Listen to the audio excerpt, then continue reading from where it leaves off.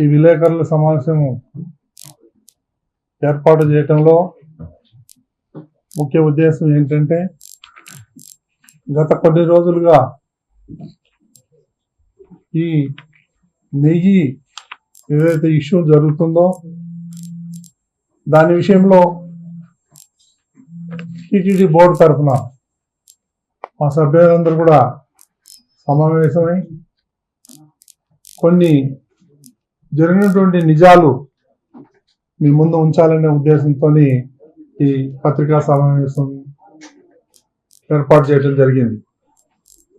వచ్చిన వాళ్ళందరికీ ధన్యవాదాలు తెలియజేసుకుంటూ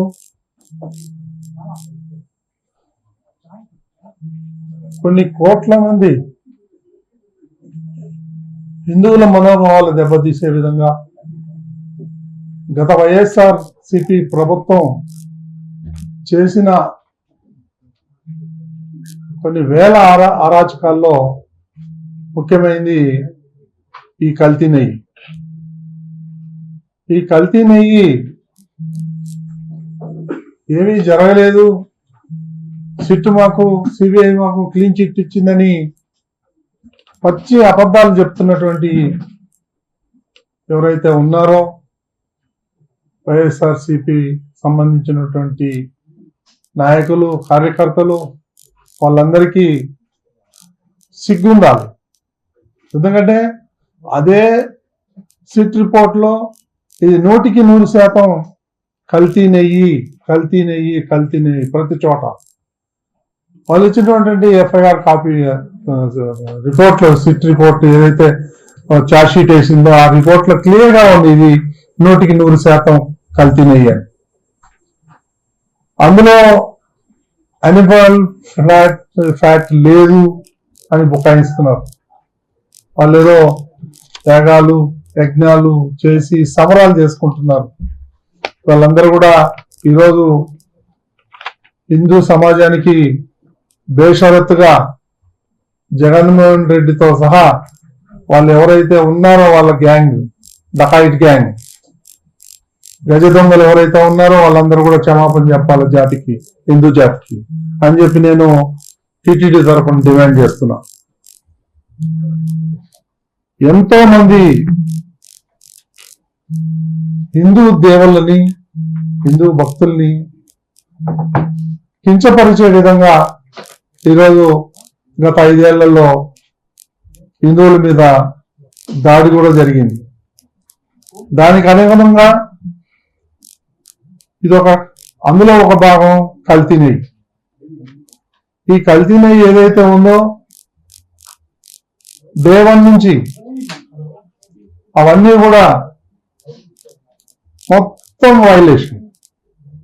టెండర్ ఇచ్చినప్పటి నుంచి మీ దగ్గర ఉండొచ్చు చార్జ్ షీట్ లో టెండర్లో ఏమి ఇచ్చారు అన్ని వైలేషన్స్. నామ్స్ ఏదైతే ఉండాలో టీటీడీ రూల్స్ అండ్ రెగ్యులేషన్స్ ప్రకారం అవన్నీ కూడా చేంజ్ చేసి పడేశారు. ఎందుకు చేశారు? ఎవరికి లబ్ధి చేకూర్చాలనే ఉద్దేశంతో ఇవన్నీ చేశారో ప్రజలందరూ గమనిస్తున్నారు. అందులో ఉన్నటువంటి ఎవరో ఒకళ్ళిద్దరు వ్యక్తులకి లాభం చేకూర్చే విధంగా ఆ యొక్క నిబంధనలు ఏవైతే ఉన్నాయో అవన్నీ కూడా చేంజ్ చేయడం జరిగింది. ఇది సిగ్గుచేటు. మళ్ళీ సామర్థ్యం లేని డైరీ ఏదైతే ఉన్నాయో వాళ్ళకి ఈ ఆర్డర్స్ ఇవ్వటం, సుమారు 60 లక్షల కిలోలు వాళ్ళ దగ్గర నుంచి కొనటం, సుమారు 250 కోట్ల రూపాయలు విలువైనటువంటి ఈ నెయ్యిని కొన్నారు. అది గతంలో ఎన్డీడీబీ వాళ్ళు టెస్ట్ చేస్తే దాంట్లో యానిమల్ ఫ్యాట్ ఉందని నిర్ధారించి వాళ్ళు ల్యాబ్ రిపోర్ట్ ఇవ్వడం జరిగింది. ఆ రిపోర్ట్ బేసిస్ చేసుకొని ముఖ్యమంత్రి కానీ ఉప ముఖ్యమంత్రి కానీ కొంతమంది సాధువులు కానీ వాళ్ళందరూ కూడా దీని మీద స్పందించటం జరిగింది. దీన్ని వదిలేసి మాకు క్లీన్ చిట్ వచ్చింది, దాంట్లో యానిమల్ ఫ్లాట్ లేదు, అది లేదు, ఇది లేదు అని బుకాయించడం వాళ్ళందరికీ సిగ్గుచేటు. కొంతమంది ఇక్కడి నుంచి ఈ బోలేబాబా డైరీని ఎవరైతే ఓ నలుగురు టీటీడీ నుంచి పంపించారు, ఈ గజ దొంగలు, వాళ్ళు వీళ్ళకన్నా మోసగాళ్ళు. వాళ్ళు పోయి వెరిఫై చేస్తే ఒక్క ఆవు లేదు, ఒక్క చుట్ట పాలు లేదు, 1 గ్రాము అది వెన్న లేదు. మరి నెయ్యి ఎక్కడి నుంచి వచ్చింది? 60 లక్షల కిలోలు. అది వాళ్ళకే తెలియాలి.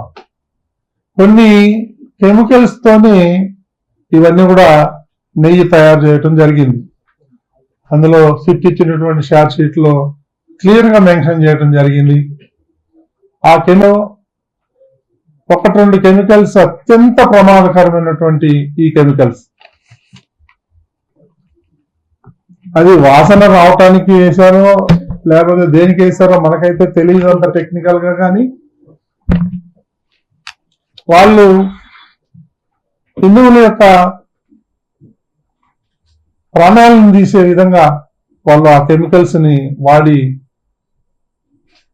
కొన్ని కోట్ల మందికి ఆ ప్రసాదాన్ని మనం పంచటం జరిగింది. ఇది వాళ్ళు చేసినటువంటి మహాపాపం.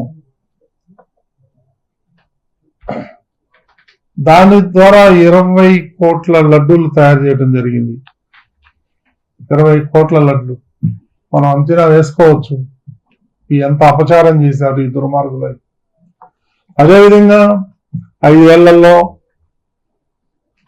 250 కోట్ల రూపాయల నెయ్యి సరఫరా చేయటం జరిగింది. జంతు కొవ్వు ఉంది అని ఎన్డీడీబీ రిపోర్ట్ ఇచ్చింది.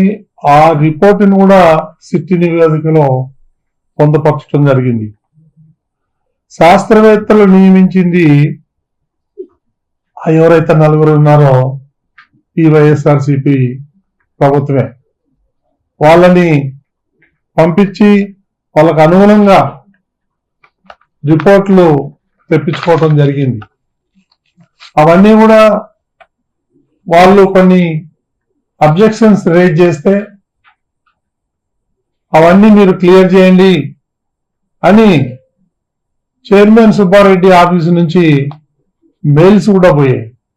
ఆ మెయిల్స్ కూడా సిట్ ఇచ్చినటువంటి నివేదికలో ఉంది. ఈ విధంగా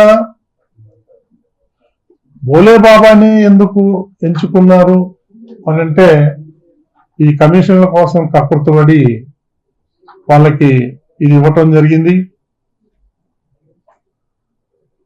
ఏ నియమ నిబంధనలు లేకుండానే బోలేబాబా డైరీకి ఎందుకు ఇచ్చారు? ఈ చిన్న అప్పన్న ఎవరు? సుబ్బారెడ్డి పిఏ కాదా? ఒక ప్రైవేటు వ్యక్తి ఇన్ని కోట్ల రూపాయలు లావాదేవీలు జరగటం సాధ్యమా? ఈ చైర్మన్ గాని వాళ్ళ నాయకుడు ముఠా మేస్త్రి జగన్మోహన్ రెడ్డి గాని వీళ్ళ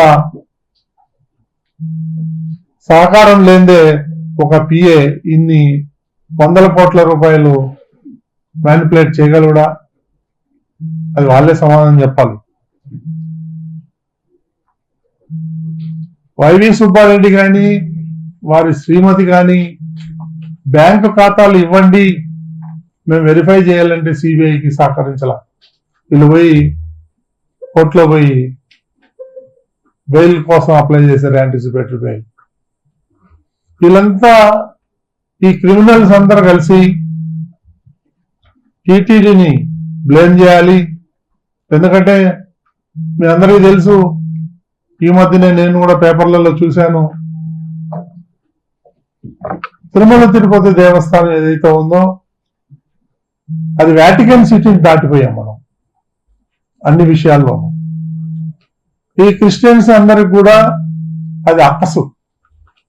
దీన్ని ఎట్లాగైనా తిరుమల తిరుపతి దేవస్థానాన్ని డౌన్ చేయాలి, దీన్ని బ్లేమ్ చేయాలి, దీన్ని బదనాం చేయాలి అనే ఉద్దేశం కంకణం కట్టుకొని వీళ్ళందరూ ఒక ప్రణాళిక ప్రకారం ఇక్కడ ఉన్నటువంటి హిందువుల మనోభావాలు దెబ్బతినే విధంగా తొలి నుంచి వాళ్ళు ప్రవర్తిస్తున్నారు.